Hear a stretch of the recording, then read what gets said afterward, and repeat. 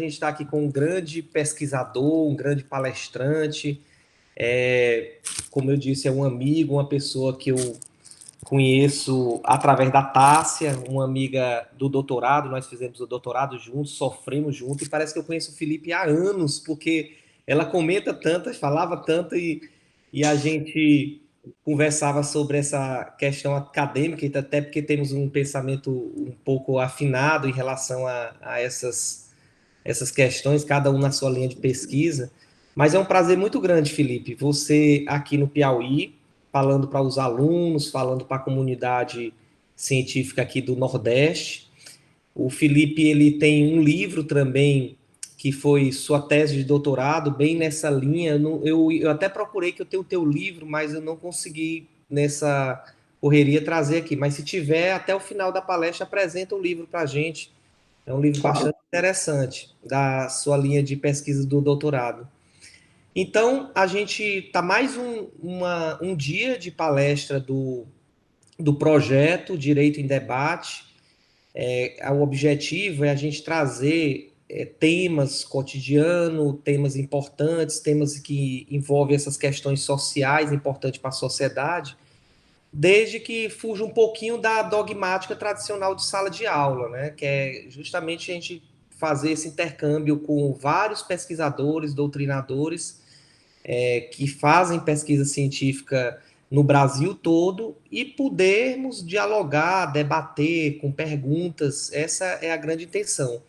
Já temos programado para próximo mês o Elias, que é também um colega pesquisador, que vai falar sobre a questão de inteligência artificial para juristas. E em dezembro tem a Tassi, esposa do Felipe, que vai trazer a questão da desigualdade, neoliberalismo, e nós vamos debater um pouquinho sobre esse tema, bastante interessante.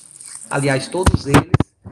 E o Felipe, embora já tenha feito essa apresentação, vou fazer aqui uma apresentação um pouco mais formal do seu currículo. O Felipe é pós-doutor em Ciências Criminais pela PUC, Rio Grande do Sul.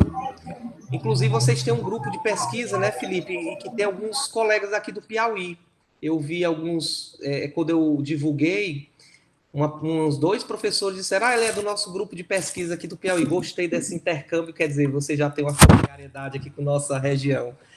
E o Felipe também tem doutorado pela Unisc, fez um período de sanduíche na belíssima cidade de Sevilha, também eu estudei um período lá, que foi não sanduíche, mas eu fiz meu pós-doutorado lá, e é uma cidade maravilhosa, né, Felipe? Dá vontade até de você se mudar para lá.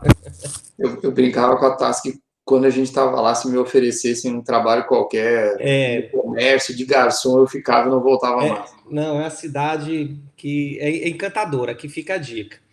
O Felipe também é professor, como ele já expôs aqui da IMED, do IMED, que é o programa de pós-graduação no mestrado e também na graduação. E eu acompanho o trabalho deles, e a Tássia também faz um trabalho muito bacana lá na IMED. Inclusive, ela se destacou com um projeto, não foi, Felipe, na área de ciência política, de aula, um método de aula, eu achei bastante interessante. E Metodologias a ativas. metodologia, eu até quero ver depois como é que funciona. O Felipe também tem um grupo de pesquisa, é coordenador do grupo Criminologia, Violência e Sustentabilidade Social. E eu acho esse tema que o Felipe levantou assim interessantíssimo. Inclusive, ele tinha passado algum artigo e eu li esse artigo dele. Então, muito interessante essa questão do controle social por meios da tecnologia, e fazendo esse link com a questão penal também. Mas eu creio que a abordagem dele é bem dinâmica e é bem aberta em relação a todas as outras áreas. Então, Felipe, seja bem-vindo. Eu realmente fico muito feliz por nós estarmos conversando. Pena e que não é presencial, para você conhecer o Piauí, sentir um pouquinho do nosso calor e da nossa cidade, mas sinta-se como se estivesse aqui, viu? Os nossos colegas estão todos ouvindo, e a comunidade acadêmica aqui lhe recebe muito bem. Eu acho que a gente escolheu a semana ideal para se sentir mais ou menos, inclusive na mesma temperatura, que aqui Tá no sul tem quente, uma sim. massa de ar quente, fora do comum, temperaturas todas acima de 30 graus durante a semana. Então, assim, a gente está, acho que, no mesmo clima, tá? E eu também lamento não poder te visitar aí no Piauí, porque já é a segunda viagem e o segundo evento que eu tinha programado que foi cancelado. Eu tinha um programa para o Maranhão também, e também fizemos online e não pude conhecer o Maranhão também. Então, pois olha, quando tiver essa oportunidade de você vir ao Maranhão, me avisa para a gente fazer um evento aqui presencial.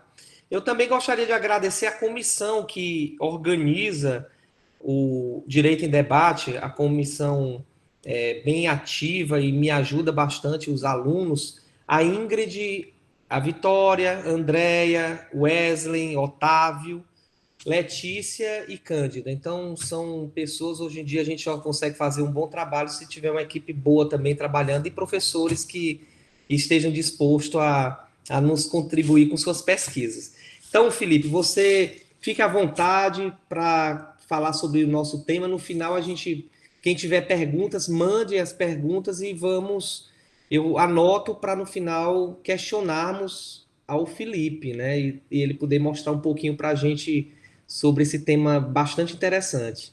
Fique à vontade, meu amigo, e seja bem-vindo. Eu que agradeço as palavras, eu vou compartilhar com vocês uma apresentação aqui, que eu acredito que eu consiga compartilhar se eu não for muito inoperante na matéria de tecnologia, né, pelo menos no Google. No Google eu espero conseguir compartilhar, porque geralmente a gente não usa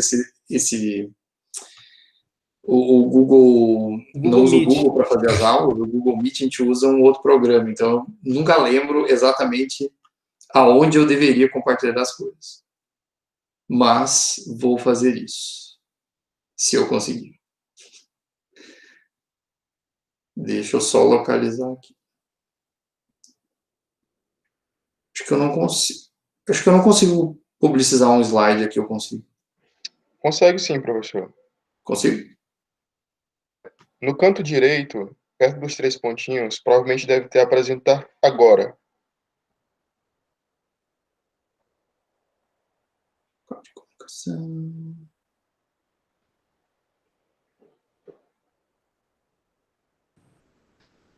Coloca o apresentar agora e bota compartilhar a tela inteira, né?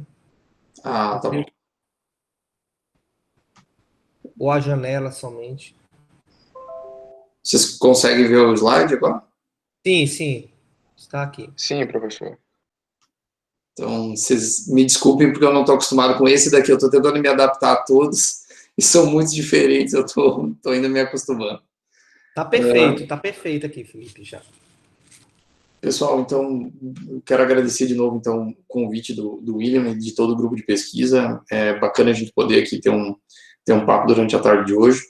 Então, para honrar o que eu falei no início, né, em homenagem a um aluno que foi meu aluno de graduação e hoje está fazendo mestrado, que é o Uriel, que foi quem me fez essa pergunta, William, quando eu cheguei na universidade. Era a minha primeira aula na faculdade aqui, e ele me perguntou, professor, por que não tem doutor ou a sua apresentação no seu nome? Eu disse, se a aula for ruim, não tem muito o que fazer, né? Então, não importa muito o que tem ali. E aí, desde então, eu percebi que eu tinha isso em todos os slides, que nunca tinha nenhuma informação acadêmica sobre a minha formação, nem nada do gênero. Então, só para honrar que isso não foi uma mera piada entre nós, aqui está de novo, então, a minha pequena apresentação, né? Só com o meu nome. Então, pessoal, a gente vai conversar um pouquinho, então, sobre essa questão de controle de fake news e essa questão de tecnopolítica, né? Um pouquinho aqui com vocês hoje à tarde, né? A primeira coisa, acho que a gente tem que falar rapidamente é a gente estabelecer o que são fake news, né? Quem estuda esse tema, inclusive fora do país, sabe que o termo fake news está ligado com uma outra terminologia, que eles chamam de hoax, né? Quem discute temas ligados à internet e até ao direito, sabe que esse termo hoax é um termo mais amplo, né? Que se usa para falar com qualquer tipo de mentira, fraude, inclusive golpes que a gente conhece como atividades criminosas, até lendas urbanas dentro da internet, né? Então, isso é o termo fake news, para a maior parte dos estudiosos, está incluído dentro desse grande termo que seria o hoax, né? Então, fake news, propriamente, não é um conceito novo, tá? O que eu quero dizer com isso? A lógica de fake news já existe, ou notícias falsas, propriamente, já existe há bastante tempo, né? Então, ela é estudada, ou pelo menos existem relatos desse tipo de situação desde o século XIX, né? Tem um autor italiano, que é o Giuseppe Riva, ele fala que isso acontecia desde o Império Romano. Então, a lógica de notícias falsas não são algo contemporâneo, algo fruto da nossa realidade. Então, enquanto conceito, já é algo mais antigo, tá? Mas, a gente pode dizer o seguinte, a ideia de notícias falsas como nós conhecemos hoje é diferente, então foi um pouco alterado nesse processo, né? Então a gente teve alguma atualização e alguma modificação nesse fenômeno, tá? Então as notícias falsas, como a gente conhecia até séculos atrás, não são exatamente a mesma situação que nós temos agora. Por isso a gente pode dizer propriamente que a lógica de comunicação, ou como a gente vai trabalhar isso hoje em dia, é um pouquinho diferente. Aí você pode me perguntar, mas o que tem de diferente, né, propriamente? A gente tem um período de mudança que quase todos os autores concordam, que é em meados de 2015 e 2017. Aí você poderia perguntar, tá, por que esse período?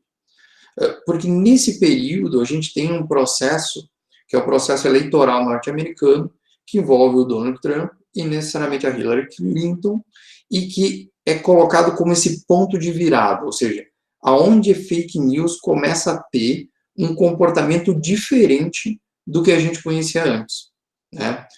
Um dos elementos que acaba fazendo com que tenha esse ponto de virada é uma intensificação no nível de um contexto político.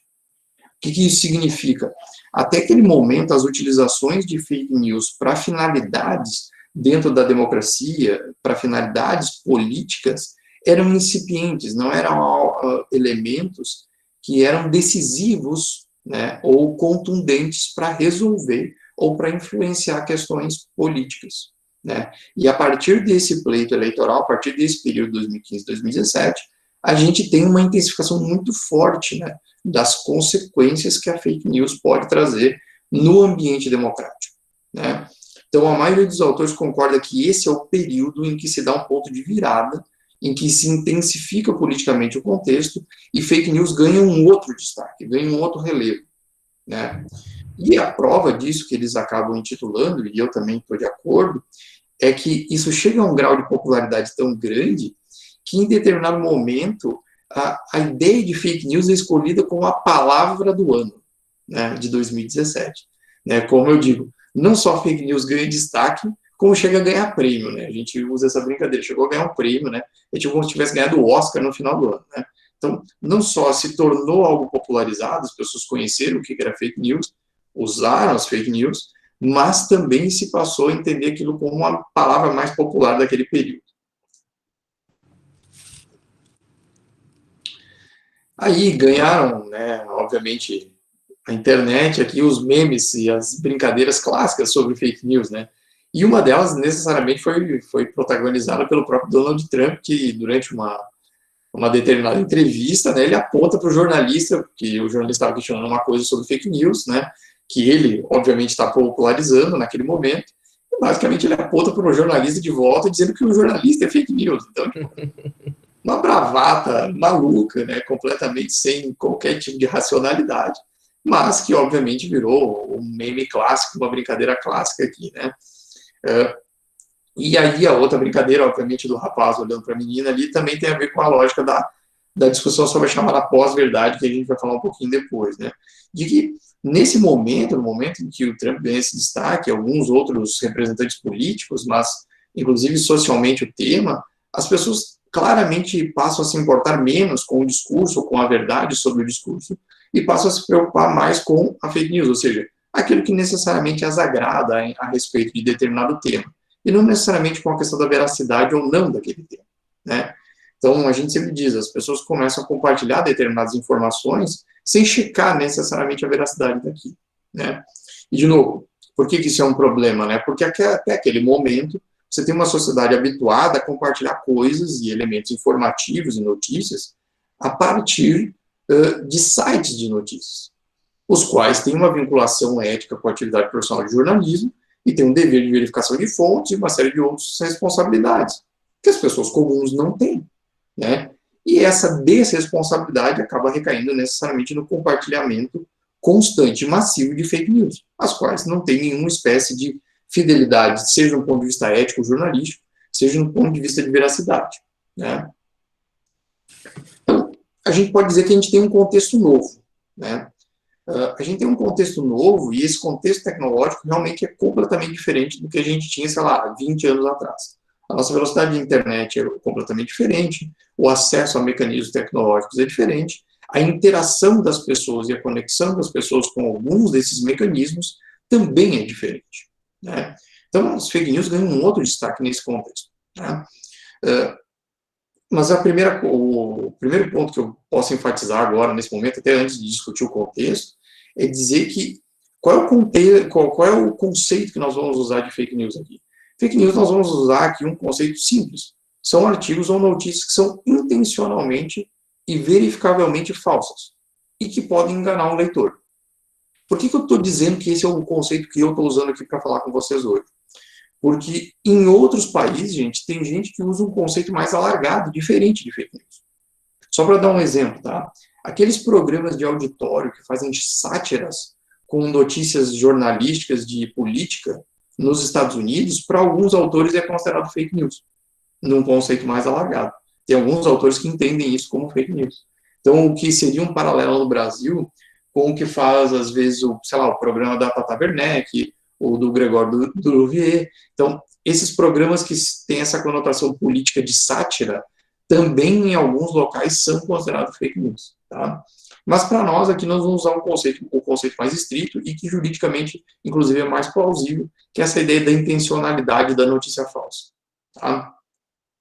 Então, como eu disse, a partir desse conceito, a gente consegue ter a noção de que qual é um elemento que ajuda a popularizar essas notícias falsas, né? São as próprias redes sociais, né? As redes sociais são esse potencial de compartilhamento de informações entre pessoas comuns, né? E não necessariamente portais de notícias, estritamente, e que, como eu disse, se descola um pouco da responsabilidade de saber ou de ter responsabilidade sobre aquilo que compartilha.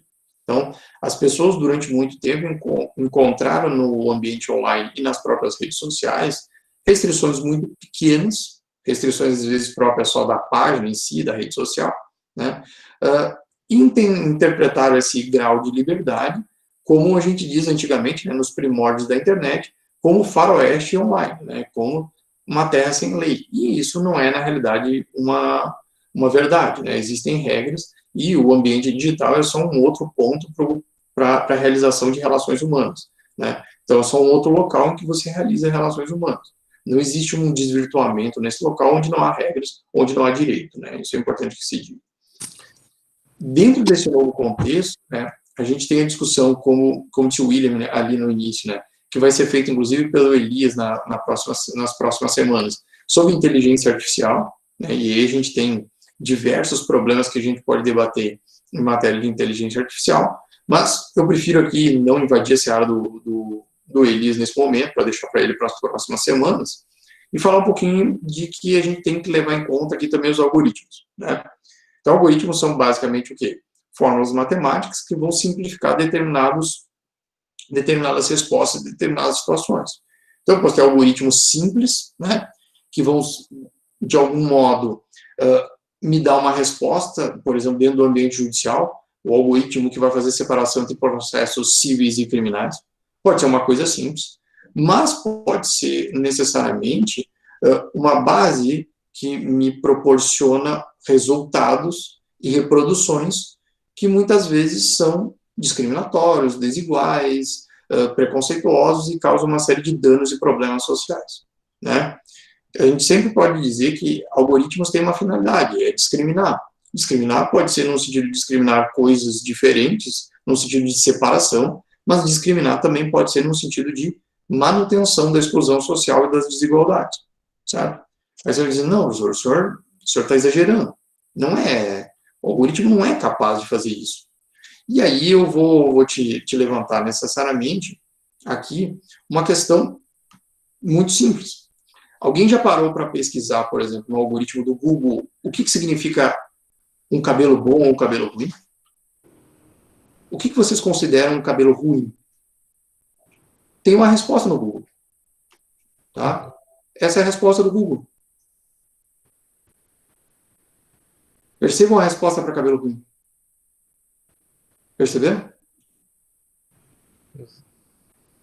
Essa é a resposta do Google para cabelo ruim. Então, o Google está mandando uma mensagem muito claramente. O algoritmo do Google vai perpetuar a discriminação? Vai. Porque ele não se importa. Ele é um algoritmo, ele só reproduz. Então, se você tem uma sociedade que discrimina, uma sociedade, por exemplo, que é racista, o algoritmo do Google vai continuar fazendo. O Google está preocupado com isso? Claro que não. O Google não liga para isso. Então, é uma tolice a gente pensar que algoritmos, de alguma forma, vão ser instrumentos que vão nos melhorar enquanto sociedade. O algoritmo é um instrumento, uma tecnologia, ele não vai fazer algo que as pessoas não queiram. Tá? Então, eu sempre digo isso para ter muito cuidado nesse discurso em que a tecnologia vai nos salvar. A próxima descoberta tecnológica vai nos salvar. Não vai. Não há salvação que espera pela tecnologia. Ela não vai salvar a humanidade nem os problemas que nós temos e ainda não resolvemos. E aí que deu o exemplo do racismo. Né? Tem outros estudos que eu posso mencionar depois sobre racismo, discriminação de gênero ligado com a questão de algoritmos. Mas isso a gente pode falar depois. Tá? O que fica muito claro? O algoritmo sempre vai querer o quê? As redes sociais vão buscar o quê? Respostas emocionais, viscerais. Tá? Porque essas respostas produzem mais reações. Então, como eu digo de forma simplificada, uma reação emocional visceral sempre vai produzir mais curtidas, mais likes, do que necessariamente uma resposta racional. Certo? Então, é por isso que eu apelo às crenças pessoais, a sentimentos primais, do tipo amor, ódio. Esse tipo de emoção é o que me desperta. Então, por isso que muitas vezes vocês vão ver, sei lá, um representante político, um autor jurídico, tentando apelar para aquilo que vocês sentem, para empatia, sei lá, com a vítima num crime, muito mais do que necessariamente para a tua abordagem racional sobre o direito, porque isso produz mais reações. Tá? Eu botei ali um exemplo de como fake news pode afetar um caso criminal, que é o caso desse rapaz ali, o Jonathan Dauber Matos Alves. Ele aconteceu no Rio de Janeiro. E só para resumir de forma bem enxuta, né? Esse menino foi alvo de uma abordagem com violência policial totalmente despropositada. Né? Ele tinha ido comprar pipoca para a festa junina do irmão na comunidade vizinha, foi alvejado por um tiro de fuzil por uma abordagem policial sem nenhum motivo. Né? E nisso surgiram fake news de que ele, em tese, seria um traficante. E o menino, acho que tinha 14 anos. Ou 17 anos, agora não me lembro exatamente a idade dele. Com fotos falsas de outro traficante e não dele. Após 2 ou 3 dias, isso não deu certo e, obviamente, que daí o caso prosseguiu. Mas, durante algum tempo, pelo menos, se tentou descreditar a imagem dele enquanto vítima para dizer que, obviamente, se justificava a morte dele, porque se ele era um traficante ou um usuário de drogas, ele era um sujeito passivo de morte, ou seja, que ele merecia morrer. Né? Então, a ideia dessa narrativa criada pela fake news era o quê? Fazer com que esse menino que não se encaixava no perfil do chamado criminoso, ou seja, do sujeito passivo de morte, que ele passasse a se encaixar. Né? Então, esse era o objetivo principal que se queria necessariamente aqui. Tá? Então, é para isso que serviam as fake news. Elas foram utilizadas, nesse caso, com essa intenção. O fato de não ter dado certo não significa que essa tentativa não ocorrerá novamente. Né? Isso não deu certo no caso, porque se tentou fazer um flagrante forjado, necessariamente uma troca de tiros que não existiu, e aí necessariamente havia muitas testemunhas de gente tirando foto e aí não deu certo. Né? E aí, obviamente, né, o que a autoridade policial não previa é que a mídia sempre procura um autor e uma vítima. Né? E quando não deu certo transformar a vítima aqui em autor, o que ela fez? Girou, né, a sua abordagem e transformou o policial necessariamente no monstro que ela queria executar. Né? Obviamente que o policial tinha cometido um erro, obviamente que o policial ali tinha cometido uma violência totalmente despropositada e matar uma pessoa e deveria ser responsabilizado juridicamente. Mas a mídia não bastava transformar, obviamente, ele num sujeito que cometeu um erro e que deveria ser julgado juridicamente por um homicídio gravíssimo contra um adolescente que não merecia ser alvo dessa abordagem, mas ela transforma ele num monstro, mas ela esconde com isso o quê? Toda a discussão sobre violência policial que não aparece. porque a abordagem do Jonathan, que acaba na morte dele, não era um caso isolado.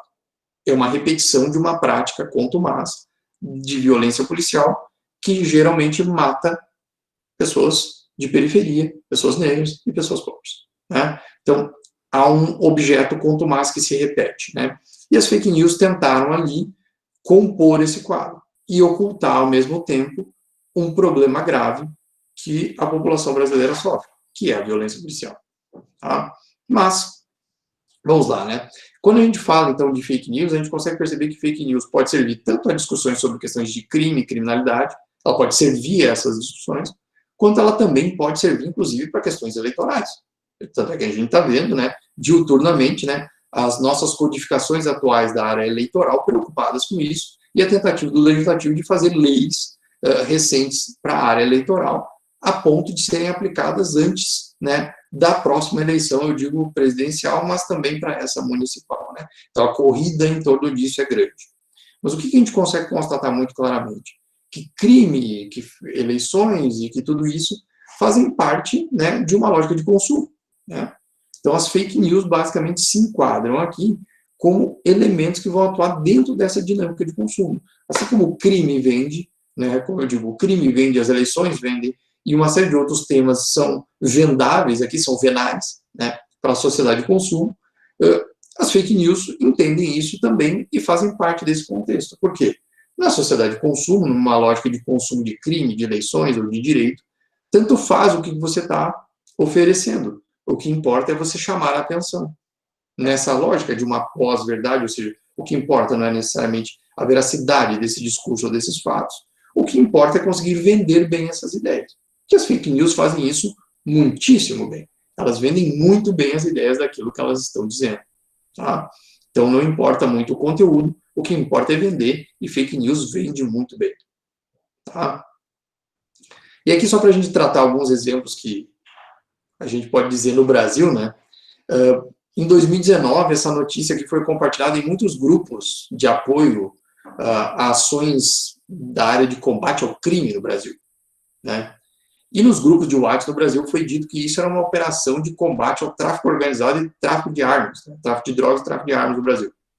Quando, na realidade, esse vídeo era uma grande balela, isso aqui era só um treinamento para comemorar em Porto Rico, tá? O Dia Familiar da Guarda Costeira dos Estados Unidos. Né? Então, percebam que, tipo, isso aqui estava sendo dito que era na Baía de Guanabara, no Rio de Janeiro. Ou seja, qualquer um conseguir enxergar que na própria lancha que está ali, não tem nem a sigla das autoridades nacionais, entende? Então, o mínimo de esforço faria você concluir que isso era mentira.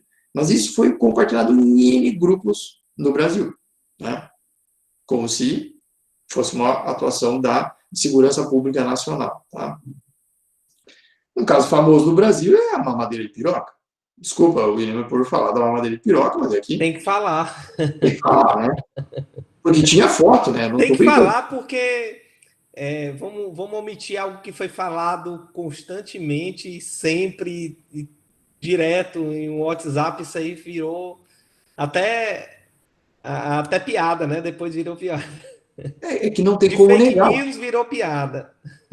Virou fake news, virou piada, e tinha gente até 2020 ainda falando disso, sabe? Tipo, então é um negócio que a gente não pode ocultar, porque tinha essa foto sendo compartilhada. Não só se falou que, olha, tem uma mamadeira de piroca aí que vai ser aplicada para as crianças.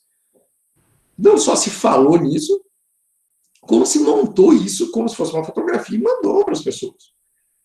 Então, o grau do absurdo era esse, né? Nós estávamos dizendo que, basicamente, o Estado estava institucionalizando uma mamadeira de piroca em determinado período, e algumas pessoas chegaram a acreditar nessa besteira e ainda falam isso até hoje.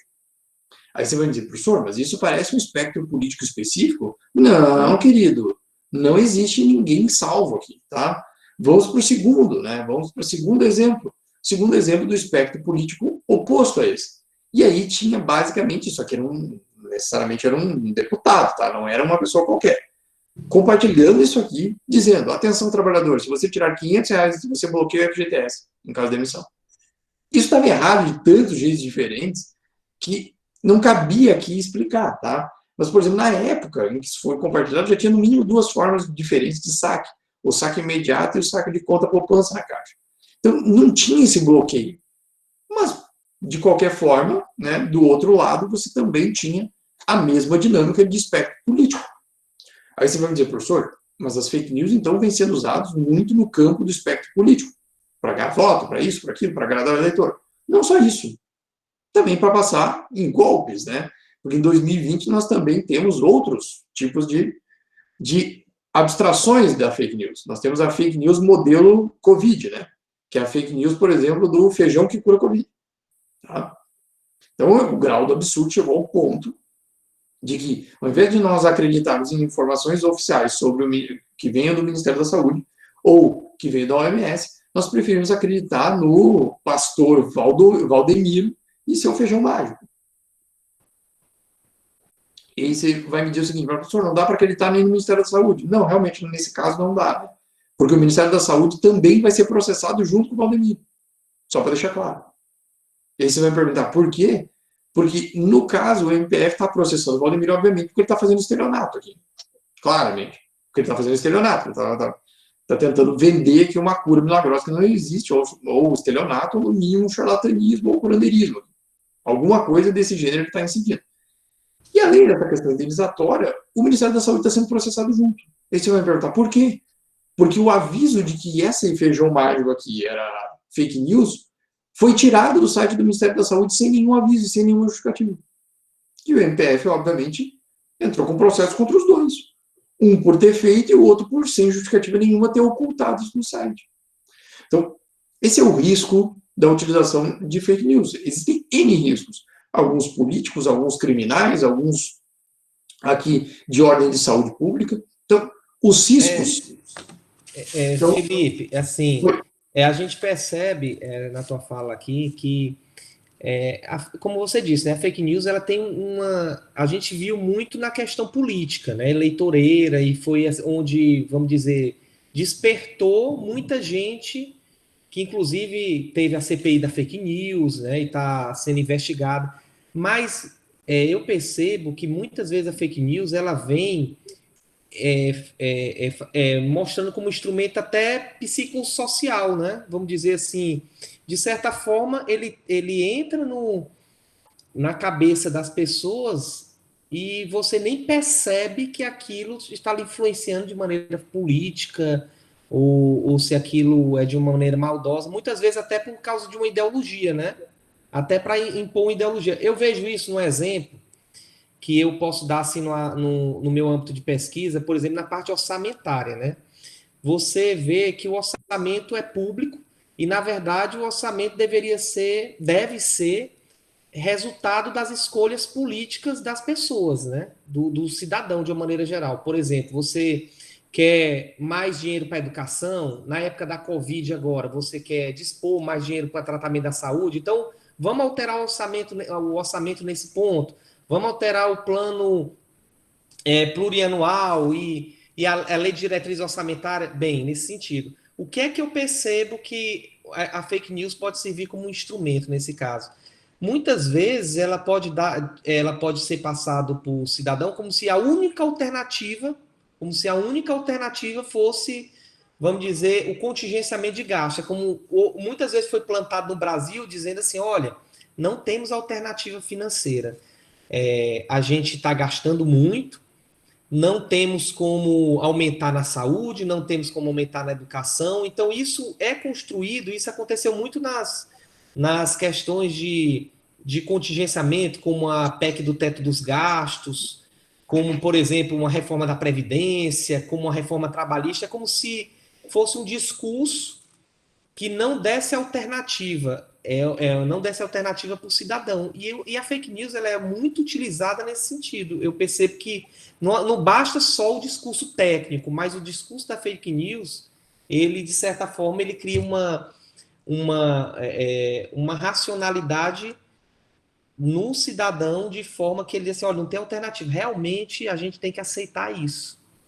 E são utilizadas, muitas vezes, palavras de efeito, né? Que eu até vi naquele teu texto que você comentou isso, que muitas vezes são utilizadas no controle social por meio da tecnologia, palavras de efeito, como se fosse assim, isso é informação, né? isso é tecnologia, e as pessoas, pô, quem é que vai ser contra tecnologia, informação? Quem é que vai ser contra algoritmo, que é algo que é moderno? Da mesma forma, a gente é posto no seguinte sentido: ó, isso é eficiência, esse contingenciamento faz parte de uma melhora na eficiência do Estado. É responsabilidade fiscal. Poxa, quem é contra a eficiência? Quem é contra a responsabilidade fiscal? Só que por trás disso tudo, você utiliza muito palavras de efeito, utiliza muita fake news que dá a impressão que eu tenho que dá mexe com o psicológico, inclusive, né, aquela questão do psicossocial, e termina que ela tem, como você falou no início, milhões de formas de atuar. Não só, eu só estou destacando que ela não acontece não só política, como foi muito forte, como tem a CPI da fake news, que em relação às eleições, mas a gente tem que ter muito cuidado quanto a isso em todos os âmbitos de atuação, né? Eu, inclusive, eu não vou nem fugir para isso, mas eu quero só mencionar, porque a tua fala é maravilhosa nesse sentido para a gente conseguir dizer isso. Tem um livro que eu li agora há pouco, eu tenho vários estudos sobre isso, porque é uma área que eu gosto muito de fazer pesquisa. Inclusive, tem algumas pesquisas que eu já publiquei algumas vezes com alguns alunos, e também com a professora Marília Budoc, aqui do Sul também, sobre análise de discurso. Tem esse livro que eu li, casualmente acabei me lembrando, que o nome é As Evidências do Discurso Neoliberal na Mídia. Não dá para enxergar direito, porque tem a capa muito escura. Mas, assim, ó, o mais interessante dele mostrando, e para a gente ver como as nossas realidades se conectam, ele é um autor francês e ele mostra em vários períodos diferentes, nos últimos 20 anos, como o discurso, como tu disse, do não tem alternativa, ele é montado, inclusive, na forma de redação do jornal. Ou tu dá a falsa ideia de alternativa. E aí ele mostra, por exemplo, a reforma da Previdência, como é que tu diz? Como diz outro, a contenção de despesas ou caos. Isso é uma falsa ideia de que tu está dando para o leitor uma escolha. Qual é o idiota que vai escolher o caos? Não existe essa escolha. Então, tu dá uma pseudo-noção de que ele tem uma escolha com a notícia, quando na realidade ele não tem. Então, e ele está falando aqui de notícias, vou dizer, verificáveis, ele está falando de notícias verdadeiras. Ele não está nem falando de fake news. Então, o discurso do não ter alternativa e a falsa alternativa montada, inclusive, na redação, muitas vezes, das notícias, é uma prática quanto mais antiga já dentro dos meios de comunicação. Então, esse é um alerta importante para a gente fazer que, independente da notícia que a gente lê, seja ela fake news, seja ela verdadeira, a gente sempre tem que abstrair que há uma interpretação de alguém daquele fato. Nunca te reproduzem o fato. Isso é impossível. Eles sempre te trazem uma interpretação daquele fato. E isso é bom que a gente diga para a gente não achar, fake news é basicamente uma coisa muito diferente da notícia comum. Na lógica de conduzir essa interpretação, como tu diz, psicossocial, não. As pessoas se aproveitam dessa mesma dinâmica. Tá? Então, isso é bem importante. Como o William está falando, gente, a gente tem riscos diferentes, né? Então, essa perspectiva da fake news oferece N riscos. A gente tem alguns riscos que são históricos, por exemplo, gente do Brasil tentando reescrever o passado, né? E aqui, quando eu digo reescrever o passado, a gente tem em todos os sentidos diferentes, tá? O passado e, às vezes, até o presente. Tem gente dizendo que não existe homofobia no Brasil, dizendo que não existe racismo no Brasil, dizendo que não existe violência policial no Brasil, assim como tem gente dizendo que a ditadura militar no Brasil não foi bem assim ou não aconteceu, vídeo, inclusive, representante do próprio governo. Tem gente dizendo que a Terra é plana, né? Tipo, então, de um nível de birutice que não dá para acreditar. A gente também tem riscos agora, durante a Covid, claramente riscos para a saúde, né? Seja no combate à ciência através de crenças religiosas, seja no que for, né? E aí a gente tem os exemplos, inclusive de antes da Covid, que tinha todo um movimento que é chamado de movimento anti-vacina, né? Então o grau de absurdo é gigantesco. E agora na Covid acabou de dar um exemplo ali do pastor Valdemiro, mas tem outros, né, que buscam aqui curas milagrosas ou mentir para a população a risco da saúde coletiva, né? E aí você vai me perguntar, no Brasil se acredita muito em fake news? Sim. Já em 2018, mais de 60% das pessoas admitiram ter acreditado em fake news. Perceba que a gente tem um número de pessoas que acreditam em fake news em 2018 que era maior do que a Arábia Saudita. Perceba o nível, né? E vamos combinar que a Arábia Saudita não é nenhum modelo democrático, né? Então, a gente estava atrás de muita gente, né? Então, na lógica de acreditar em fake news, a gente faz isso com muita frequência, pelo menos no Brasil, é um problema grave. Tá? No mesmo ano de 2018, um outro instituto, que era o PSAFE, constatou que fake news naquele período entre 2018 e início de 2019 já tinha aumentado mais de 50% no Brasil. E eles mediram que, em média, isso representava 4,4 milhões de casos de notícias falsas. Ou seja, é muita coisa. Tá? E aí a gente chega, além dos riscos para a saúde, riscos históricos, riscos científicos, a gente tem riscos políticos e democráticos. Né? No último pleito eleitoral, né, isso foi popularizado por várias revistas do Brasil, né, Instituto Ideia Big Data, a revista Valor Econômico e várias outras publicações divulgaram os dados de que 90% dos eleitores do atual presidente, o Jair Bolsonaro, acreditaram em fake news. 90% é um número muito alto. Tá? E aí, num segundo ponto, e um segundo aspecto de problema, né, a gente tem dentro das redes sociais do presidente da República cerca de 60% das pessoas que a gente acredita que estão ali são bots, ou seja, são robôs, eles não existem. Né? Essa vai dizer, de onde é que sorteou isso?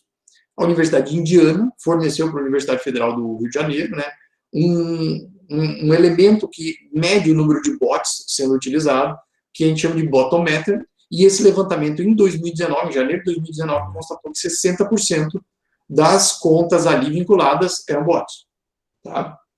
E, de novo, vou fazer o contraponto, né? Não pense que o outro espectro político era melhor.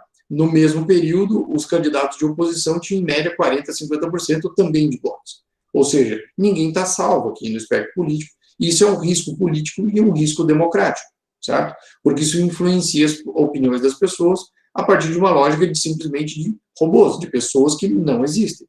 Tá? Instrumentos automatizados. Tá?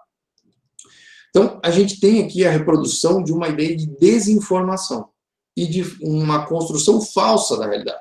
A gente sempre diz, a fake news ela não só propala e divulga falsidade e mentiras, mas ela constrói uma narrativa fictícia para parte da população, que passa a acreditar nessas questões. Tá? Então, perceba que qual é o ponto para a gente falar, e aí, justificando o título da fala que tem tecnopolítica. A gente vai ver que um dos elementos que vai trazer essa tecnopolítica como elemento que precisa ser analisado é que vão haver essa combinação entre elementos humanos e tecnológicos num nível nunca visto antes. Né? Ou seja, e neste regime, vamos dizer, de organização de controle tecnopolítico, a gente sabe muito pouco sobre quem nos governa, ou seja, a governamentalidade, como diria Foucault, utilizada para nos gerenciar, tem muito mais poder e dados sobre as nossas vidas de posse do Estado ou de empresas do que o contrário. Nós temos cada vez menos informações sobre as empresas, sobre as pessoas que lá estão ou sobre o Estado, e eles têm cada vez mais informações sobre nós. Né? Então, aqui a gente tem uma virada muito forte. Né? Então, muito claramente, a gente consegue ver aqui que fake news faz parte da estratégia, né, de consumo e de proliferação de dados hoje em dia. A gente tem um capitalismo altamente tecnológico, em que os interesses de Estado e de mercado se misturam, certo? Para que o controle, né, a dinâmica de controle seja muito mais facilitada. E, de novo, quando eu falo de controle, gente, não é só o controle penal. Tá? Quando a gente pensa em controle, a gente pensa sempre no controle penal, na ideia de um policial prendendo alguém, uma lei dizendo que é crime. Quando a gente fala em controle, a melhor forma de controlar alguém é em liberdade, não é preso. Certo? Eu consigo uma lógica de controle hoje muito melhor, porque as pessoas compartilham tantas informações e tantos dados pessoais que eu consigo ter uma previsibilidade de comportamento muito maior. E essa previsibilidade em tudo, desde o que tu vai comprar, desde onde tu vai tirar férias, até que crime tu vai cometer. Tá? Então, a lógica de usar fake news nesse processo é para estimular cada vez mais, não só o consumo, mas a navegação e o compartilhamento de dados nessa dinâmica do capitalismo ligada ao capitalismo tecnológico, capitalismo de dados. Tá? Então, isso vai muito além da ideia de simplesmente controlar o cara através do sistema penal, de um dispositivo de segurança pública, de uma câmera de segurança, de uma tornozeleira eletrônica, de uma coisa tão fisicamente palpável e visível. vai além disso. Tá? Então, eu tenho aqui como sugestão para vocês 3 documentários que eu gosto muito. Um deles se chama Pré-Crime, que é sobre segurança pública e tecnologia. Tá? E, basicamente, a gente consegue ver que várias cidades do mundo já estão aplicando modelos que são de antecipação da criminalidade. Ou seja, você é procurado por um órgão de segurança pública, mesmo sem ter feito nada, simplesmente porque um algoritmo e uma inteligência artificial, muitas vezes, disseram que tem uma probabilidade de risco de você cometer crimes. E eu não estou falando de cidadezinha lá, como eu digo, lá onde o diabo perdeu as botas. Eu estou falando de cidades grandes. Isso acontece em Londres, Chicago, Nova York, cidades de grandes proporções no mundo. Tá? Paris, na Alemanha, então em vários países diferentes isso vem acontecendo. Tá? Então, instrumentos que buscam direcionar a patrulha policial para bairros específicos, monitoramento de pessoas de forma antecipada. Então, esse documentário é muito interessante. A dificuldade dele é que ele não está todo traduzido para português. Tá? O Privacidade Hackeada, que muitos de vocês já devem ter assistido no Netflix, em que fica muito claro o uso político e o risco para a democracia, vindo da utilização de dados pessoais e da gente não ter nenhuma espécie de controle sobre como esses dados são compartilhados e utilizados, seja para segurança pública, seja para questões empresariais ou políticas, vídeo o caso da Cambridge Analytica. Eu coloquei ali para vocês, inclusive, aquela expressão que a gente chama de microtarget, que a gente conhece e que está popularizada num livro do Byung-Chul Han, que o nome é No Enxame, é um livro pequenininho, tá? E que vocês vão encontrar essa expressão. Esse microtarget é basicamente se dizer o quê? Que esses algoritmos necessariamente que vão ser utilizados nessas empresas de tecnologia vão mirar microscopicamente naqueles eleitores indecisos para tentar vencer um pleito eleitoral, certo? E o último, quem sabe vocês tenham visto mais recentemente, que é o dilema das redes, né? E que levanta algumas questões muito importantes sobre a ideia do controle, não só um controle penal, como eu disse, de colocar isso como uma conduta criminosa ou abuso disso na rede, tá? Mas de colocar em questão como nós nos comportamos nesse mercado digital. Tá? E aí tem uma autora muito interessante que eu sugiro para todo mundo, que o nome dela é Shoshana Zuboff. Ela tem um livro que se chama, em português, a tradução, Capitalismo de Vigilância. E ela pergunta, né, dentro da ideia, inclusive aqui, do nosso tema, que também tem a ver com a questão criminal, né? Nós deveríamos proibir o mercado de dados? Ela levanta essa questão. Por que proibir o mercado de dados? Porque ela diz, existem mercados que são tão danosos que a humanidade decidiu proibir. Ela dá como exemplo a escravidão. Será que nós não deveríamos proibir o mercado de dados também? Ela pergunta. Porque ela diz em determinado momento, olha, a gente não está trazendo benefícios à humanidade a partir disso. Nós estamos tendo, na realidade, uma fragilização da democracia e uma deterioração das relações humanas. Então, será que nós deveríamos proibir esse mercado? E a segunda pergunta que ela mesma levanta. Ou se nós não vamos acabar com esse mercado, será que nós deveríamos restringir esse mercado? Limitar o armazenamento de dados via legislação? Isso indo além do que nós já temos hoje no Brasil. Tá? Por quê? Para assegurar que nós vamos ter uma democracia protegida dessas influências ou manipulações de dados a respeito das nossas vidas e da nossa própria democracia. Tá? E aí levanta de novo o uso de dados de redes sociais para segurança pública. É algo legítimo? Por que eu levanto essa última pergunta, se é algo legítimo, gente? Porque a gente já tem casos, tá? A gente já tem casos em que a gente teve redes sociais que forneceram dados para órgãos de segurança pública voluntariamente para proporcionar uma prisão, por exemplo. Tem um caso que ficou conhecido agora nesse último ano nos Estados Unidos, que o Facebook acionou a polícia para que a polícia evitasse um contato de um pedófilo com uma adolescente. E aconteceu, obviamente, um estupro de vulnerável, como você sabe. Mas o que eu quero dizer com isso é o seguinte, uma coisa é o Estado que tem que obedecer o Estado de Direito, com uma série de regramentos, certo? Utilizar informações ou dados, ou pedir autorização para isso ou aquilo. Outra coisa é uma empresa que simplesmente invade toda a relação de dados ou a relação dessas pessoas e fornece essas informações. Perceba que eu não estou dizendo que a gente não deveria tentar evitar que pedófilos violentassem crianças ou adolescentes. Ninguém está dizendo isso. Só estou dizendo que esse caso, ao mesmo tempo que revela uma situação sui generis, ele revela também uma prática abusiva e contrária ao Estado de Direito por parte de uma corporação, de uma empresa, que é o Facebook. É uma rede social simplesmente ignorando qualquer tipo de regra jurídica e dizendo, olha, eu absorvi esses dados aqui, não pedi autorização para ninguém e estou te fornecendo para tu evitar um crime. Nós vamos nos submeter à polícia do Facebook agora? Ou à polícia do Instagram? Então, esses são os riscos da gente simplesmente não pensar sobre isso e sobre como esse mercado funciona. Tá? Então, é bastante perigoso. E tentando me encaminhar mais para o final aqui, William, porque provavelmente eu já devo estar falando demais, tá?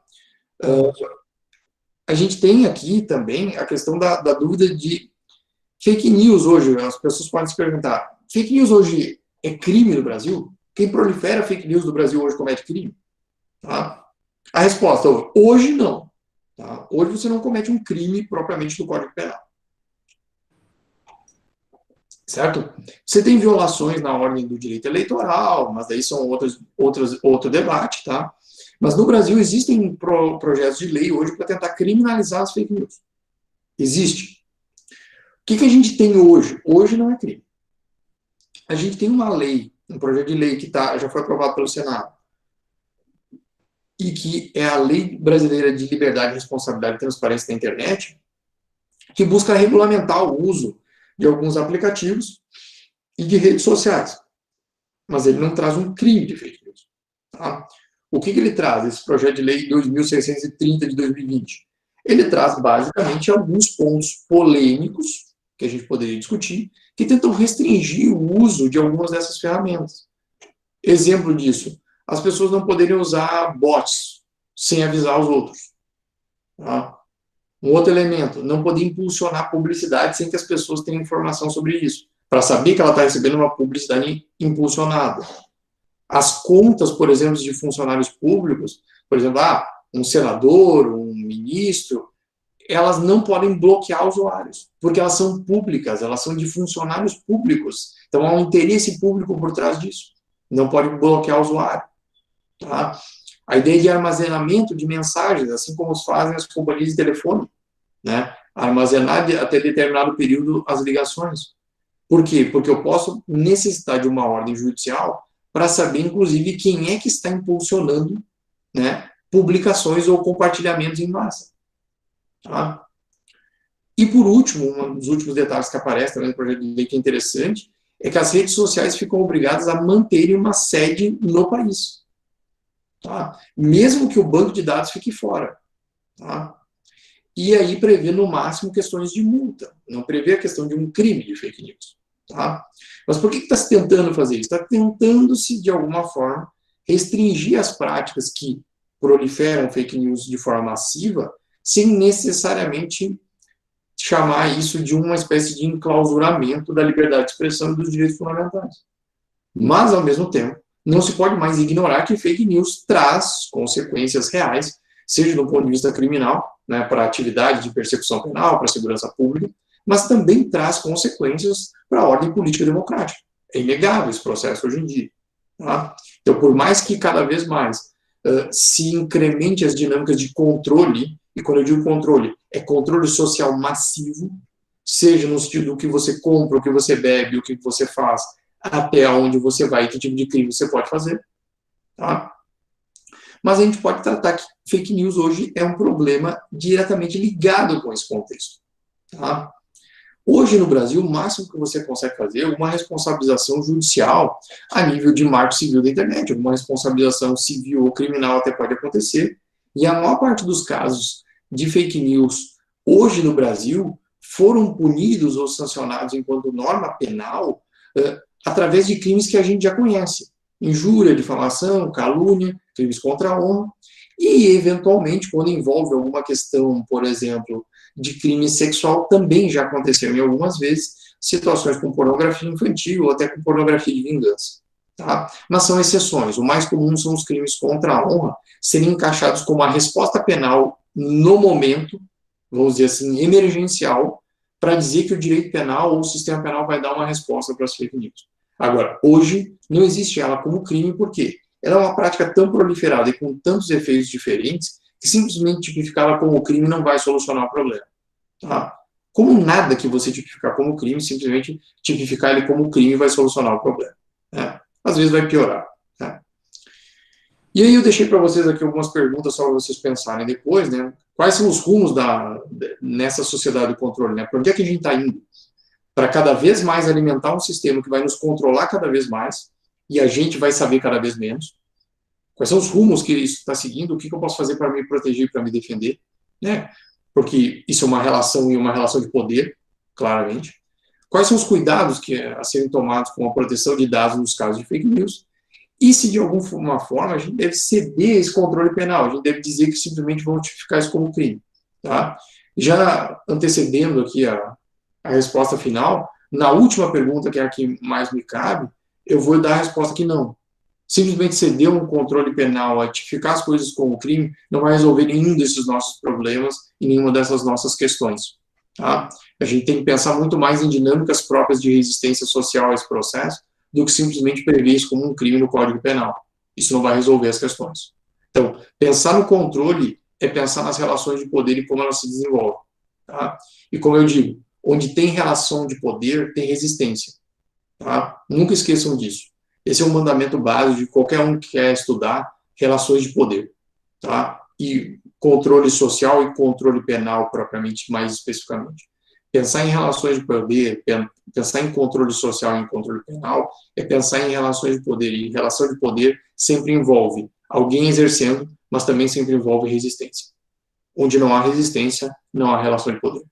Tá? Então, quando a gente fala de controle social, penal, e quando a gente fala de fake news, esses temas estão profundamente ligados. Seja para a gente refletir sobre como o controle social acontece na sociedade hoje, seja para a gente refletir como a gente quer tratar as fake news e como a gente quer discutir esse problema hoje. Certo? Então, William, eu não sei se eu passei demais da conta. Não, tá ótimo. É porque o assunto é tão instigante, tão empolgante que a gente passa a tarde toda ouvindo. É muito bom. É muito novo, é muito atual e nós estamos sujeitos a essa questão. Inclusive, eu lembrando aqui do documentário dos Dilemas da Rede, ele fala, né, em uma passagem que muitos desses instrumentos ele fala muito no Facebook, na verdade. Ele trata mais do Facebook. E muito desses instrumentos, eles, olha, aquilo que era, vamos dizer, um instrumento de rede social, na verdade, ele se transforma num controle social. Então, ele vai muito mais além do que o que ele se propõe a oferecer. E eu ia até te fazer uma provocação, mas eu creio que você falou, mas só para explicar um pouquinho mais, em relação até o que a gente ouve muito falar do senso comum, essa linha divisória entre a fake news e a liberdade de expressão, não é? Porque muitos que defendem, a gente vê até em alguns casos que o que defende, eu posso produzir, eu posso utilizar, onde fica a minha liberdade de expressão? Porque, como você mesmo falou, Felipe, é uma relação, quando o Estado atua disso de biopolítica, né? E aí o Estado, ele utiliza, vamos dizer, essa forma de controle que afeta a sociedade brasileira, principalmente numa democracia recente que nós temos hoje. E aí eu venho a pergunta, muitas vezes o próprio Estado alega, os envolvidos, os políticos, os governantes, a ideia da sua liberdade de expressão. Muitas vezes vão até na questão da liberdade, imunidade parlamentar, ou alguma questão nesse ponto. Aí eu te pergunto assim, como é que a gente consegue criar diante dessa fake news, já que ela não tem nem um controle penal, vamos dizer, o que máximo que pode ter, que você falou aí, é que não tem essa previsão, mas onde é que eu consigo. Será que a gente vai chegar a um ponto de conseguir determinar, o Estado vai conseguir controlar isso de tal forma de dizer, olha, até esse ponto seria realmente fake news, até esses você está dentro da liberdade de expressão. Sei que é uma pergunta difícil, mas que é o que é bem discutido, mas só provocativa, para tu falar um pouquinho mais sobre essa questão que eu ouço muito falar, né, da questão da liberdade de expressão versus a liberdade, vamos dizer, o uso das fake news. O que me parece que é um erro interpretativo da maior parte das pessoas que vai discutir isso tem a ver com o contexto social que a gente sofre. Depois de 88, a gente passou por um período de total restrição da liberdade de expressão para uma ideia de liberdade de expressão irrestrita. E aí a gente ficou pensando nessa lógica binária. Então, ou eu tenho censura, ou eu tenho liberdade de expressão. E não funciona simplesmente assim. Isso é uma simplificação de achar que o mundo é binário, só tem dois lados. Ou você está censurado, ou você está livre.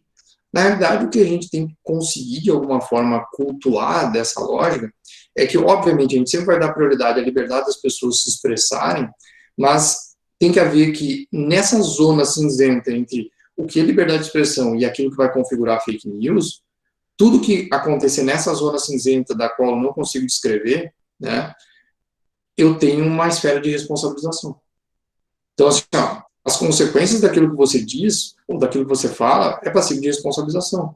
Essa lógica da liberdade de expressão como um direito irrestrito, olha, eu tenho liberdade de expressão para defender qualquer tipo de discurso, por exemplo, político, mas se o meu discurso é político discriminatório, eu posso ser sancionado. Sim, porque eu estou discriminando alguém. Então, a lógica de que a liberdade de expressão seria esse escudo irrestrito que permite falar e dizer qualquer coisa, não serve. Então, de novo, tem a ver com essa visão binária de liberdade de expressão e censura. Para mim, é a primeira coisa. O segundo ponto é que a gente não precisa necessariamente delimitar o limite da liberdade de expressão para que, de alguma forma, a fake news sirva como uma espécie de uma censura prévia de liberdade de expressão. Não, ainda não é isso. A fake news está atribuída, se a gente usar aquele conceito restrito, a uma ideia de é uma informação falsa ou não é? É uma informação inverídica ou não? Se é uma informação falsa, se é uma informação inverídica, ou se propala desinformação, é fake news. Então, eu quero dizer, não, mas a minha informação não é mentira. Quando eu digo, sei lá, que, como aconteceu durante o período da pandemia, que o remédio tal vai fazer efeito. Não, querido, mas assim, ó, tem comprovação científica de que ele faz efeito? Não. Tem algum estudo que diz que ele faz efeito? Não. Então é mentira. Ponto. Você não tem base para afirmar isso. É mentira. Ponto. É fake news? É. E o quadro que mostra que isso é uma situação grave é que no período recente a gente teve, pela primeira vez, rede social bloqueando manifestação do nosso presidente e do presidente dos Estados Unidos. O que significa isso? Significa que mesmo as redes sociais que costumam verificar de forma muito pequena aquele fact-checking ali de se a informação é verdadeira ou não, começaram a fazer o banimento de algumas dessas desinformações. Então, acho que muito mais importante do que a gente definir qual é o nível de restrição da liberdade de expressão, é a gente definir muito claramente para nós o que é fake news, qual é o nosso conceito de fake news que nós vamos usar. Nós vamos usar esse aqui. Então, por exemplo, simplesmente a falta de comprovação científica ou a falta de um estudo que abaliza aquilo que ele está dizendo, serve para dizer que é fake news?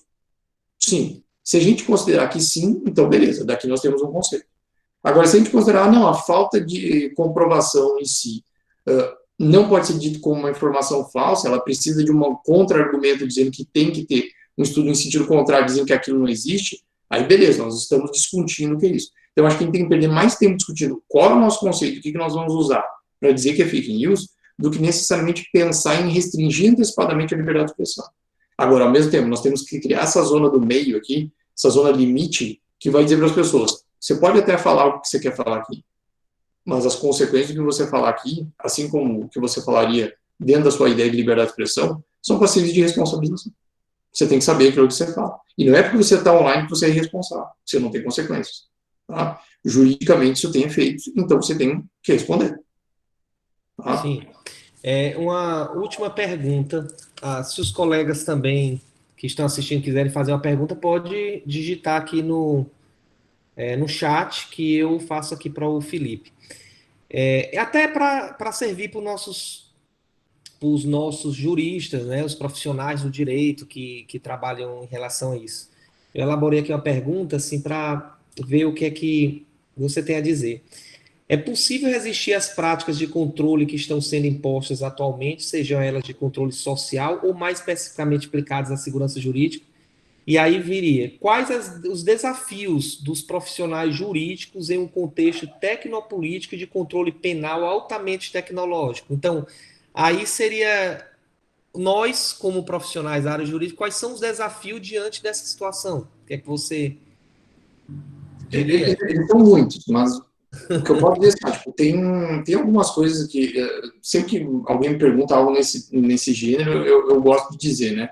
Que foi o que eu disse ali no final da fala. A gente está diante de uma lógica de controle. E a lógica de controle, como eu digo, serve para controlar o livro que você vai comprar na Amazon, ou para controlar você por, sei lá, câmera de vigilância ou algoritmos que vão prever se você vai cometer um crime. Tudo isso é controle, certo? Dentro dessa lógica, a gente sempre tem como resistir. Porque, como eu digo, onde há uma relação de poder, há resistência. Bom, e num regime tecnopolítico, também é um regime de relação de poder, há resistência. E a resistência pode vir de práticas, inclusive, que subvertam o mecanismo que a gente tem. Um exemplo disso é que, vamos lembrar recentemente, né, a Primavera Árabe começa a partir de uma organização, a partir de rede social. Ela tem a sua potencialidade de força viva daquela população a partir da rede social. Ou seja, você subverte a utilidade daquela rede social para uma coisa simplesmente para compartilhar dados e para fornecer dados para uma lógica exploratória de um capitalismo de negócios e de dados tecnológico. Você subverte aquele mecanismo, transformando ele basicamente num canal básico de comunicação. E quando eu tenho internet cortada, as pessoas são jogadas para dentro da rua, mas o caldo necessário já estava formado. Então você subverte aquela, certo? Então, algumas não submissões, tá? E algumas práticas pequenas de resistência. Por exemplo, eu preciso deixar no meu celular sempre vinculado o alerta de e-mail? Não. Porque isso significa que o teu empregador vai continuar te demandando 24 horas por dia. Significa que você nunca está fora do trabalho. E, de novo, a lógica psicossocial que falou antes, as pessoas adoecem com isso. Porque elas já não têm mais o espaço de lazer nem o espaço de casa. Ela está sempre trabalhando. Ela está constantemente conectada. Ela tem esse vício constante de estar conectada. Então, esses processos de desligamento e de pequena resistência, do tipo, desligar, como diz o documentário, né, Dilema das Redes, desativa as notificações do teu celular. Desliga o teu celular durante um tempo. Te desvincula disso um pouco. Então, essas pequenas práticas de resistência são importantes, mas a gente também tem que ver que algumas dessas tecnologias podem ser subvertidas para que a gente consiga dar um outro significado para elas. Porque, de novo, elas são tecnologias, elas são técnicas, e elas podem ser utilizadas dependendo de quem as maneja. Agora, lógico, eu não posso manipular nem utilizar de outra forma. Por exemplo, sei lá, o algoritmo de busca do Google, eu não tenho o que fazer com ele. É mais fácil eu usar o Onion, que é um algoritmo, que é um mecanismo de busca que não absorve meus dados, para me manter mais seguro. Não fornecer para o Google o que ele quer. E eu estou dando esse exemplo do algoritmo do Google, do algoritmo de busca, porque façam essa experiência. Tenta fazer uma busca no Google sem estar vinculado com o buscador dele. Por exemplo, se tu tenta no Onion, que é um buscador que não absorve dados, fazer uma busca no Google, o Google não deixa tu acessar o Google, o site. Ele não te deixa acessar. Ele dá erro. Por que ele dá erro? Porque ele não é um site de busca, ele é um site de absorção de dados. Enquanto ele não souber quem tu é e não puder absorver teus dados, ele não vai deixar tu usar. Então, é nisso que eu estou dizendo, assim, ó, um buscador diferente, uma forma diferente de fazer ligações, a gente fazer pequenos processos de resistência é possível. Aí, socialmente falando. Juridicamente falando, a gente tem outros desafios. Tá? O primeiro desafio é o desafio de não cair no que tu falou no início, a lógica do discurso do sem alternativa via tecnológica. Que é o exemplo da galera, com devido respeito, que está nessa adoração dos arautos da inteligência artificial, como se ela fosse salvar o judiciário, no primado da eficácia e da eficiência.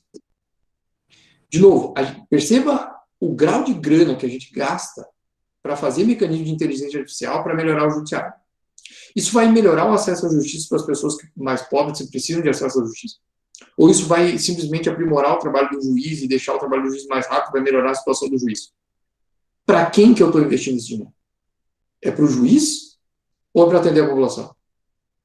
A quem serve essa tecnologia? Para que eu estou usando ela? O profissional do direito tem que pensar nisso. Ele não pode simplesmente dizer, não, agora no meu escritório, no judiciário, eu vou usar a inteligência artificial e um abraço. Para que eu estou usando? Qual é a lógica dela? Para que ela está sendo aplicada? Esses são desafios que estão impostos ao profissional do direito. Ele não pode simplesmente pegar essas tecnologias e dizer, não, está tudo bem, está tudo bom. E eu vou dar um outro exemplo que tem a ver com a minha área.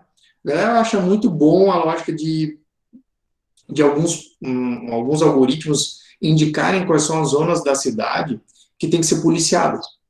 Porque tem isso, a gente chama de policiamento preditivo. Qual é o problema disso? É que o sistema é alimentado com dados históricos, certo? Então, perceba que se você tem uma polícia e você tem um histórico policial no Brasil, tá? E de forças de segurança pública de forma geral, discriminatório quanto à periferia, racista, e uma série de outros problemas de violência policial, como o mote que formou esses dados, são esses mesmos dados que vão municiar o algoritmo. É por isso que o algoritmo vai mandar o policiamento sempre para o mesmo lugar, para os mesmos bairros. Não interessa se o bairro de elite fuma mais maconha, ele vai mandar para a periferia. É isso que vai acontecer. Então as pessoas têm que cuidar, por quê? Porque na absorção profissional, eu digo profissional jurídico, agora estou falando do policial, que vai trabalhar com isso, do advogado, do promotor, ele tem que estar ciente disso. Olha, esse sistema que eu posso estar usando, ao invés de melhorar, o meu trabalho, na realidade ele não está melhorando o meu trabalho. Ele está legitimando tecnologicamente processos discriminatórios. Agora eu tenho um escudo na frente. O que antes eu legitimava com ninguém está vendo, as coisas não são bem assim, eu estou legitimando com a tecnologia. Isso é um desafio para mim, para o profissional jurídico, Então, não só absorver a tecnologia, pensar sobre ela e sobre como, o porquê ela está sendo usada. Achei fantástico, Felipe, essa finalização, e eu vou, inclusive, reiterar para os colegas que estão assistindo, porque 3 pontos aí que você levantou importante.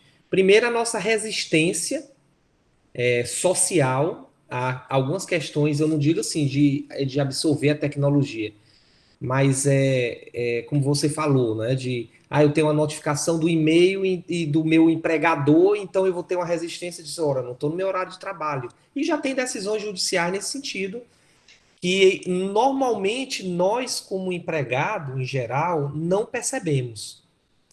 E a outra questão que você fala, que a outra questão que você falou é do próprio profissional.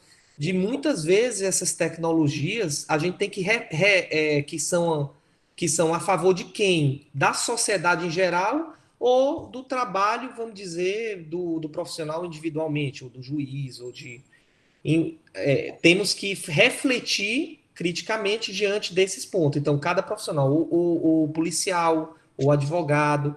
E aí eu complemento só mais um ponto.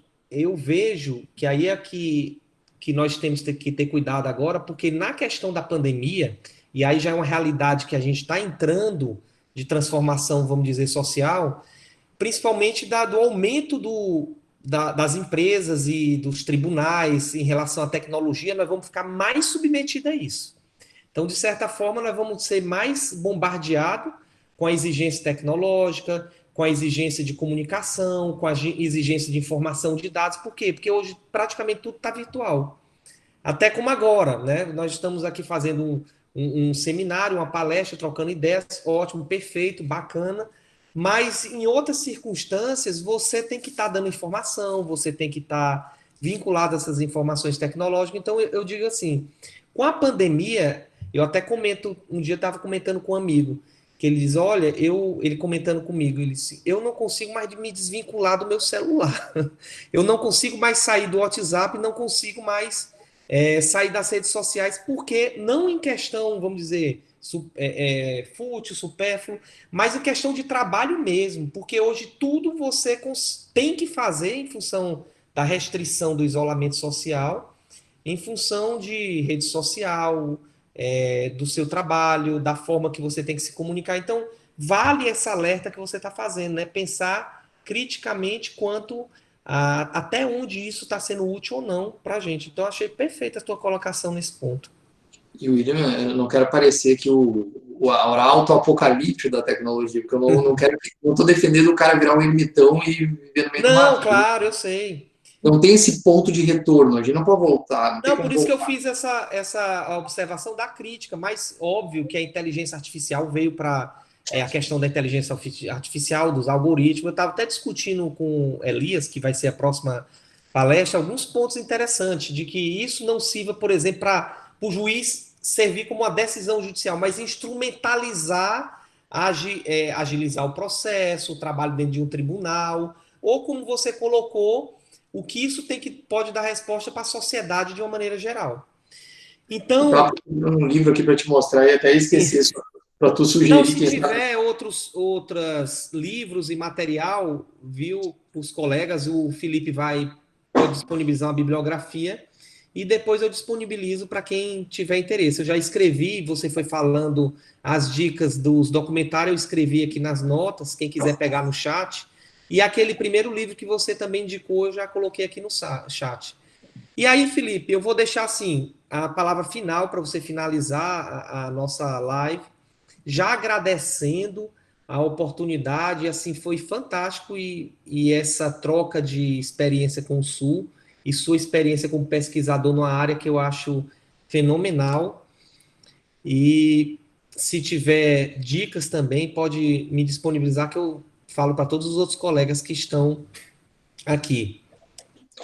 Então, William, primeiramente eu queria agradecer a oportunidade, porque é sempre bom rever os amigos e é sempre bom estar num ambiente como a gente está agora, podendo conversar um pouquinho sobre um tema que a gente gosta muito. Queria agradecer o convite, agradecer a oportunidade, dizer que foi um prazer falar para vocês mesmo, que rapidinho, porque a gente sempre quer conversar mais, falar mais, e professor, quando tem um microfone aberto, fala sem parar, né? Agradecer a vocês pelo convite, como eu disse, me colocar à disposição para vocês precisarem para qualquer outra atividade, eu estou aqui à disposição para sempre contribuir um pouquinho. Divulgar novamente que já que tu falou anteriormente, acabei esquecendo, eu tenho um livro que vai sair agora, nos próximos, acho que nesse mês que vem agora, que é de introdução à criminologia, para tentar atender uma demanda dos meus alunos, que como esse tema que a gente está discutindo aqui, para mim, eu discuto ele a partir de uma base criminológica, eles sempre se queixaram muito de que eles não entendiam direito os livros de criminologia, que eles não faziam muito sentido numa ordem lógica. Aí eu tentei fazer um livro de criminologia e de introdução, pelo menos, né, para introduzir os temas, e aí sai esse mês pela Tirante, né? Pronto, ótimo. Eu só não consigo... Inclusive, tu me deu até uma ideia agora, que eu vou... a gente tem um Instagram desse projeto e do grupo de pesquisa. Eu vou divulgar o livro lá no Instagram, se alguém quiser o nome do livro quando ele sair. Ou então, se o Felipe já tiver a capa, já tem que estar saindo esse mês, vai me mandar, eu já divulgo. E as outras informações a gente... Ó, eu até tenho a capa, só não sei se a editora me deixa compartilhar. Vocês estão vendo em primeira mão. Não, eu estou vendo a introdução à criminologia, fantástico. Então, ninguém viu, tá? Só vocês, tá? Então, vocês podem dizer que realmente vocês tiveram alguma coisa em primeira mão durante o evento. Tá ótimo, Felipe. Ninguém viu aí. Então, muito obrigado. Tu envia para mim depois que eu vou disponibilizar lá no Instagram do projeto. Então, vamos botar as informações que estão acompanhando as lives que nós vamos ter, as palestras. E se alguém tiver também alguma outra pergunta, pode enviar na mensagem do Instagram que eu passo os coordenadores lá do perfil, eu repasso aqui para o Felipe e respondemos. Tá bom? Pois mais uma vez, meu amigo, agradeço se tiver alguma coisa a mais para acrescentar. Excelente sua palestra, fantástico. Aqui eu estou vendo os elogios da Andressa, parabéns, ótima palestra. A Karina, parabéns, professor Felipe, excelente palestra. O Wagner, só queria parabenizar a palestra, me ampliou muito a percepção sobre fake news, esse é o objetivo. E um outro comentário final do Jardel, eu entendo que as redes sociais possuem mecanismos próprios para nos manter mais tempo virtualmente conectados, acredito que é sobre ressignificá-las, como foi falado. Eu tenho um pouco de medo no avanço da inteligência artificial, queria saber mais sobre o mecanismo de me proteger. Então, foi até falado, né, a questão de um pouco da resistência do social. E se o Felipe tiver alguma coisa a acrescentar, a gente já finaliza aqui. Mas muito obrigado, meu amigo. Meu querido, eu que agradeço, não tenho mais o que acrescentar, eu acho que foi excelente as perguntas também, pessoal, me desculpem porque eu falo demais e não deu tempo de responder tudo.